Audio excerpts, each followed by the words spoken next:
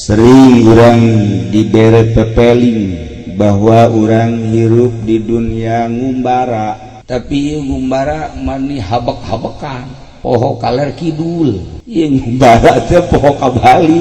Padahal manuku urang geus kasaksian guru urang, bapak kolot urang, bapak urang, emak urang, pama musuh mah loba jasa geus dari hitung dah mah. Tatangga urang bahkan aya nu anak, aya nu incu geus barali ka lemburna.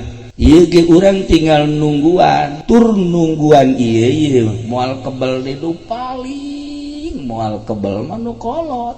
Moal kebel tah. Urang doakeun nu kolot mudah-mudahan beres.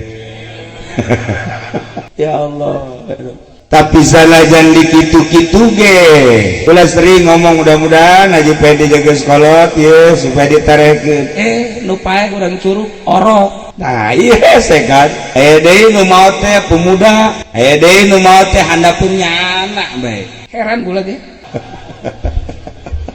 Horeng ayatna nu tadi paeh mah horeng lain ku kolot, lain ku gering, lain ku susah, lain ku perang, tetapi ajal idza jaa ajaluhum la yastakhiruna sa'atan wa la yastaqdim. Bada geus datang ajal mah teu ngora teu kolot. Budak awewe teu lalaki mentak urang kudu nempo ka ajal urang. Ieu aing irasi ajal ieu beh siap-siap jeung paeh teh anehna teh henteu tartib. Lamun tartib mah mimiti kakak, mantel kakak adi, tos adi adina deungeuna hentang. Asal geus kakak urang geus aing ngadeg di masjid bae. Panggon bagian aing ayeuna. Atuh henteu. Masyaallah.